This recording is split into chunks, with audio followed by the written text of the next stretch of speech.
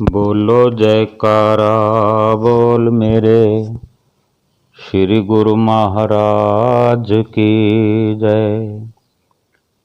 सभी गुरुमुख प्रेमियों से सप्रेम जय सच्चिदानंद।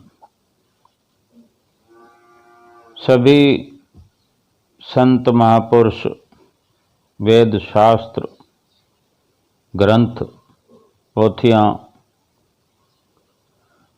कुछ न कुछ जीव के लिए मार्गदर्शन जो करती हैं, जीव के लिए काफ़ी सरल और सुगम भक्ति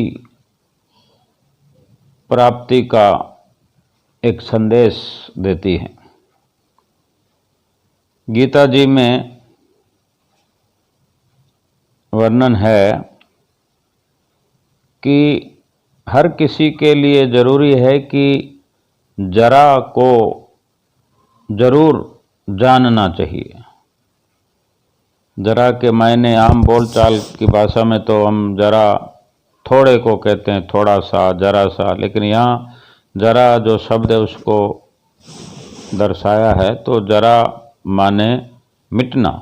जरा यानी मिटना, छीजना, ह्रास होना, यानी समाप्ति की ओर, बदलाव की ओर।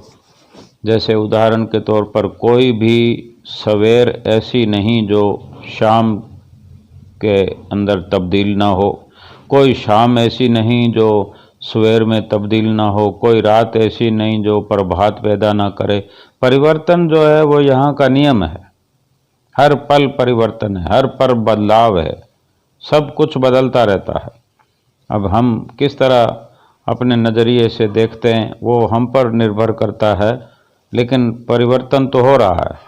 हम उन चीज़ों को संभालने की कोशिश में लगे हैं जो सदा एक जैसी रहती नहीं, उनको एक जैसा रखने में प्रयास करते रहते हैं, जो विफल होता है। अवस्था तो हमारी भी नित्य प्रति बदल रही है। जैसे हम कल थे वैसे आज हैं क्या, और जैसे आज हैं क्या वैसे कल रह पाएंगे? नहीं। तो कहाँ हम अपना समय जाया कर रहे हैं कि हम अपने आप को खिला रहे हैं, पिला रहे हैं, पहना रहे हैं, कि हम रोज नित्य प्रति कोशिश करते हैं अच्छा दिखने की, अच्छा बनने की, खान पान पहरान से ताकतवर बनने की। लेकिन क्या ये संभव है? हो रहा है?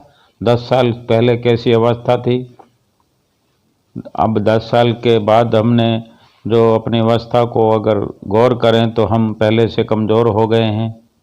सुंदरता में कमी आ गई है, हमारी विल पावर में कमी आ गई है। बहुत सारा परिवर्तन होता रहता है। अपने समय को कोई ऐसी जगह, ऐसे कार्य में लगाना चाहिए जिससे कुछ हमारा मनुष्य जीवन का मिलना सकारात्मक हो। कुछ श्रेष्ठ कर्म करें।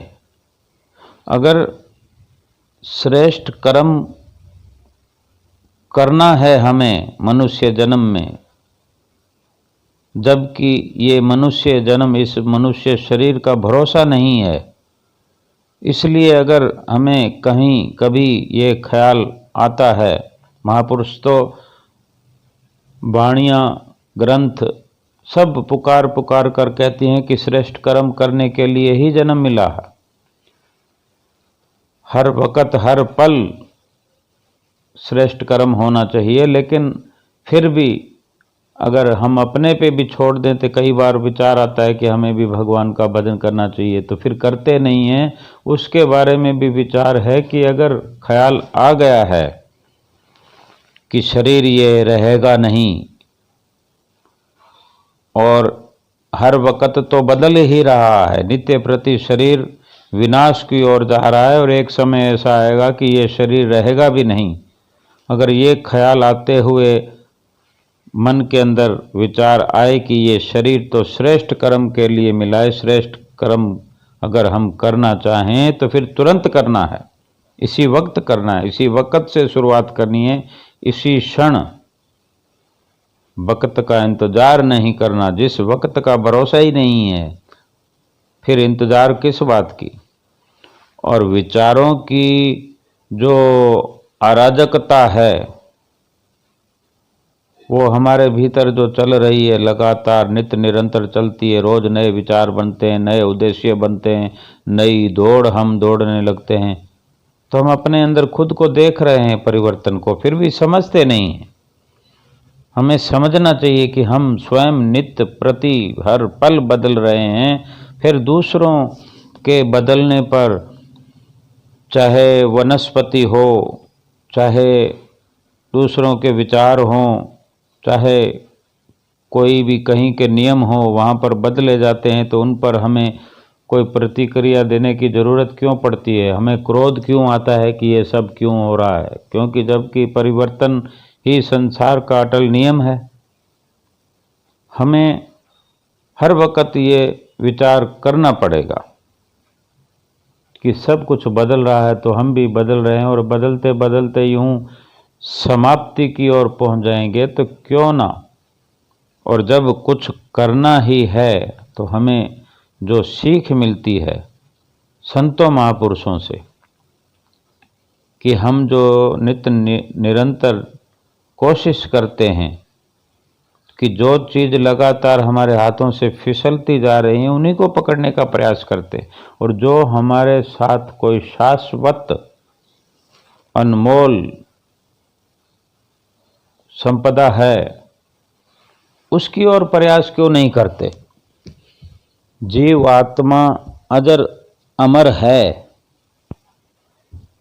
जिसका अस्तित्व था, है और रहेगा, उसको संभालने की कोशिश क्यों नहीं करते? उसी को खुशहाल बनाने के लिए, उसी को तरोताज़ा करने के लिए, उसी की विल पावर बढ़ाने के लिए हमारा प्रयत्न होना चाहिए।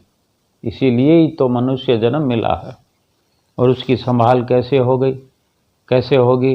रामायण भरी पड़ी है, गीता भरी पड़ी है, और कितनी भी पोथियाँ हैं, पत्रे हैं।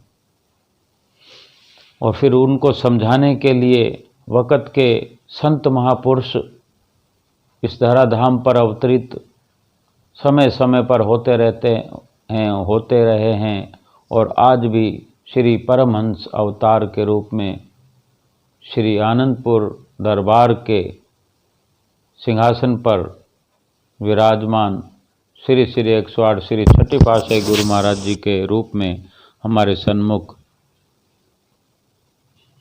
दर्शन दीदार से हमें कतार्थ कर रहे हैं। अपने सत्संग प्रवाह से हमें सत्संग प्रवाह में गोता लगवा रहे हैं। घर बैठे हमें हर तरह का लाभ भक्ति मार्ग पर चलाकर दे रहे हैं।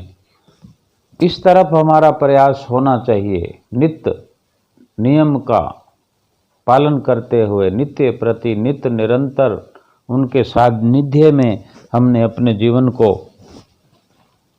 लगा देना चाहिए। तभी हमारी जीवात्मा जो कि अजर अमर है, केवल ये फर्क पड़ता है कि आज मनुष्य का जीवन हमें मिला, मनुष्य जीवन की मनुष्य योनि हमें मिली हुई है, जिसको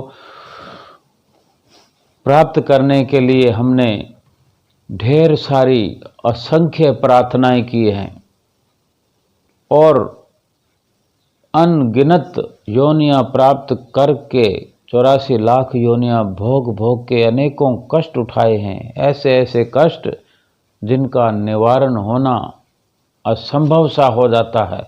एक योनि के अंदर, एक इस मनुष्य जन्म के अंदर हम विचार करें कि किसी घर में हमारे बहुत से भाई बहन इस दुनिया में ऐसे हैं जो घर में ऐसी हालात में हैं जिनका स्वास्थ्य कमज़ोर है, जिनके स्वास्थ्य पर असर है, और नित्य प्रति वो ऐसे ऐसे विचार मन में उनके लगातार रहते हैं कि मैं ऐसा क्यों हूँ, मेरे साथ ही भगवान ने ऐसा क्यों किया? एक ही घर में 4, 5, 6, 10 सदस्य होते हैं, लेकिन सबका स्वास्थ्य अलग होता है, स्वास्थ्य सबका रहन सहन अलग होता है, सबकी विचारधारा अलग होती है, सबका सुख दुख अलग होता है। अगर वो कोई सदस्य ऐसा होता है कि वो हष्ट पुष्ट है, साधन संपन्न है, सुंदर है, सुडौल है, फिर भी वो दुखी है, अपने आप को मानता है कि मैं दुखी हूं, तो उसके विचारों से उसको दुख मिलता है और उसकी सोच से वो उसको दुख। कोई शरीर से परेशान है, शरीर का दुख है किसी को जो असहनीय है, जो चाहकर भी कुछ कहीं कर नहीं सकता, उसका कोई साथ देने वाला भी चाहकर उसका कुछ भला नहीं कर सकता। ये सब क्या है? इन सब को अपने अच्छे नज़रिए से देखते हुए, संतों महापुरुषों के नज़रिए से, गीता रामायण के नज़रिए से अच्छी तरह शब्दों को पढ़कर सुनकर उसका रहस्य समझते हुए कि ये दुख क्यों है हमें, कहीं ना कहीं हमारे प्रयास में कमी रही है। मनुष्य जन्म मिलने के बाद भी मनुष्य जन्म जैसा हम सुख प्राप्त नहीं कर रहे हैं। लेकिन उसी की तुलना में ऐसे भी हमारे गुरमुख भाई बहन हैं जिनके साथ शरीर की तकलीफ़ें लगी हुई हैं, फिर भी वो हर पल शुक्राना शुक्राना शुक्राना करते हुए अपना जीवन व्यतीत करते हैं कि मेरा कोई एक अंग भंग है, एक अंग में कोई परेशानी है, किसी के हाथ में परेशानी है, किसी के पाँव में दुख है, तो वो सोचते हैं कि एक पाँव में दर्द है तो दूसरा तो मेरा ठीक है। ये भी मेरे प्रभु की मुझ पर असीम कृपा है कि मुझे मनुष्य जन्म तो मिला, मैं भजन कर सकता हूँ, मैं श्री गुरु महाराज जी के नित्य नियम निभा सकता हूँ, उनके दर्शन कर सकता हूँ, मेरी आँखें तो स्वस्थ है, मेरी जिह्वा स्वस्थ है, मेरी जिह्वा गुणगान कर सकती है, आँखें दर्शन कर सकती है, कान मेरे सत्संग सुन सकते हैं, और मेरी विचारधारा ऐसी है, मेरी मनो स्थिति ऐसी है, ये श्री गुरु महाराज जी की कृपा है, या इतने अच्छे कर्म मैं कर पाया पिछले जन्म में, जो मेरी विचारधारा ऐसी है कि मैं अपने शरीर में कमी को देखते हुए भी शुक्राना के शब्द मेरी जुबान से निकलते हैं। ये अपनी अपनी सोच है, और जिसकी ऐसी सोच है, जिस गुरुमुख प्रेमी की, जिस गुरुमुख भाई बहन की ऐसी सोच है, वो ऐसा विचार करते हुए अपना समय ऐसे कार्य में इस तरीके से खर्च करते हैं कि जो कमी पहले रही है पिछले जन्मों में, कि भक्ति करते हुए, भक्ति के कर्म होते हुए, भक्ति हमारे नसीब में होते हुए, मनुष्य जन्म को प्राप्त करने पर भी मनुष्य जन्म का पूरा लाभ नहीं है, तो वो कमी इस जन्म में पूरी करनी है कि पिछले जन्मों से अधिक अधिक भजन भक्ति करनी है, अधिक सिमरन करना है। ऐसा नहीं कि हम उस तकलीफ को ही देखते रहें कि मुझे ये नहीं मिला, मुझे ये क्यों नहीं हुआ, ऐसा होता तो मैं ऐसा करता, लेकिन जो हमें मिला है उसकी कदर करते हुए। एक प्रेमी श्री आनंदपुर दरबार जा रहा था ट्रेन में, तो अशोकनगर आने वाला ही था थोड़ी देर में, उसके पेट में दर्द हो गया, तो ज़्यादा दर्द था, तो श्री गुरु महाराज जी को याद करने के सिवाय उसके पास कोई और विकल्प नहीं है, अगर गुरुमुख प्रेमी है तो। और वहाँ पर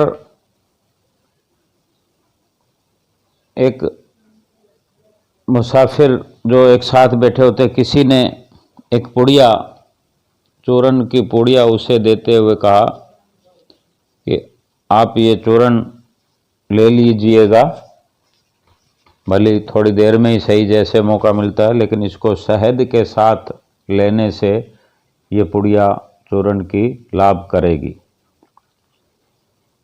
अब वो इस इंतजार में था कि कब अशोकनगर पहुंचूं,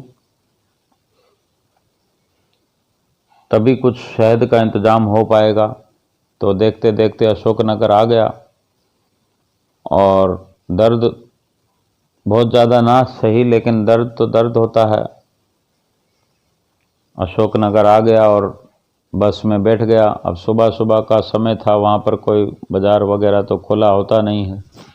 और जैसे श्री आनंदपुर दरबार पहुँचा, गेट के अंदर एंटर हुआ, तो वहाँ भी कोई सुबह सुबह तो दुकान उसको खुली दिखाई नहीं दी। उसने सोचा भी चलो कहीं से भी इंतज़ाम करूँगा, अभी आनंदपुर में पहुँचूँ तो सही अंदर अपने ठिकाने पहुँचता। इससे पहले ही वहीं कहीं, जैसा कि बताया कि बस स्टैंड के साथ या कोई बिल्डिंग बनी थी, कुछ कमरे बने थे, तो वहाँ मुहूर्त था श्री गुरु महाराज जी की। वहाँ श्री कार खड़ी हुई थी, तो श्री कार को देखते ही उसका जैसे कि दर्द और कम हो गया और मन उसका सुरती जो थी वहीं श्री कार के आसपास घूमने लगी और खुद भी श्री कार के आसपास पहुंच गया। इधर उधर से संगत जो आती तो वो उनसे सुनने को मिलता है, तो पता चल ही जाता है कि यहाँ मुहूर्त होने वाला है, श्री गुरु महाराज जी आए हुए हैं। तो वो भी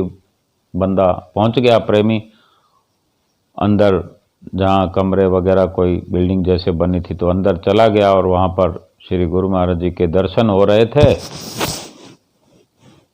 दर्शन करने से थोड़ा और अच्छा लगा। दर्द तो था ही, लेकिन वो दर्द को जैसे कोई भूल जाता है, कोई एक से बढ़कर एक कोई बड़ी संपदा मिलती है तो वो छोटी छोटी परेशानियों को भूलते जाते हैं। तो वो भी भूलता जा रहा था कि दर्द को बाद में देखेंगे, पहले दर्शनों का लाभ उठा लूं। जिस मकसद से इतनी दूर से चल के आया है, इतना सफ़र करके आ रहा है और दर्द भी झेल रहा है, लेकिन वो जो नज़ारा उसको जाकर आगे मिलना था, शाम को मिलता। जैसे श्री आरती पूजा के बाद उद्घाटन करने श्री गुरु महाराज जी आए थे, तो फिर दोबारा दर्शन तो उसको शाम को होते या आरती में होते, लेकिन उसको तो अपने कमरे का ठिकाना मिलने से पहले ही श्री दर्शन मिल गए, जो इतने घंटों के बाद लाभ होने वाला था। या श्री गुरु महाराज जी ने कोई रचना रचाई, तो वो दर्शन करते हुए और सुकून महसूस कर रहा था। और सब कुछ हो जाने के बाद सब लोग मत्था टेकने लगे, तो वो प्रेमी भी मत्था टेकने का उसको मौका मिल गया। मुफ्त में ही इतनी बड़ी संपदा उसको मिल रही है कि जैसे दर्शनों में मत्था टेकने का मौका मिलता है, वो मौका उसको सहज में बड़ी आसानी से मिला। कोई संगत नहीं थी ज़्यादा, क्योंकि उस वक़्त मुहूर्त हो रहा है, तो कई बार नहीं पता लगता। जिनको श्री गुरु महाराज जी बुलाते हैं वही आ सकते हैं। तो सब ने मत्था टेका, सबको प्रसाद दे रहे थे गुरु महाराज जी, तो वो पहुंचा तो उसको भी प्रसाद दिया। प्रसाद में एक छोटी सी डिब्बी थी, तो फिर वो दूसरों के हाथों में देखने लगा अभी किसको क्या मिला है। तो उसको ऐसे लग रहा था कि मुझे कुछ अलग से ये डिब्बी कोई अलग चीज़ की मिली है, जो दूसरों के पास उसको दिखाई नहीं दी। तो मत्था टेक के जैसे सबको बाहर रास्ता, श्री गुरु महाराज जी मत्था प्रसाद देते हुए जो उनको वहाँ से बाहर जाने के लिए आज्ञा हो रही थी, तो वो भी जब बाहर आया, बाहर आकर देखा, उस डिब्बी को खोल के देखा तो उसके अंदर शहद था। शहद देखकर वो हैरान हुआ कि गुरु महाराज जी को पता, सब हमारा लगता रहता है कि मुझे दुख है, मुझे परेशानी है, मेरा पेट दर्द हो रहा है, मुझे शहद की तलाश है, मैं सोच रहा हूँ कि शहद कहाँ से लूँगा, कैसे मिलेगी और कैसे पुड़िया खाऊंगा, कैसे ठीक होऊंगा। ये सारी कल्पना मेरी मिटा दी। श्री गुरु महाराज जी तो अंतर्यामी हैं, हर किसी के लिए कुछ भी रचना रचा देते हैं। कहाँ से वो शहद आई, कैसे डब्बी मिली, दूसरों को नहीं मिली, मुझे मिली। तो श्री गुरु महाराज जी का शुक्राना करते करते वो शहद को उसने इस्तेमाल किया पुड़िया के साथ और ठीक हो गया। श्री गुरु महाराज जी के दर्शन करते हुए, सत्संग सुनते हुए खुशी खुशी अपने घर में आया। और ये श्री गुरु महाराज जी ने उसका क्या पता कैसा सूली का कांटा बना दिया, कितना होना था, कितना श्री गुरु महाराज जी ने रचना रचा के उसको ठीक करते हुए घर भेज दिया। बोलो जयकारा, बोल मेरे श्री गुरु महाराज की जय।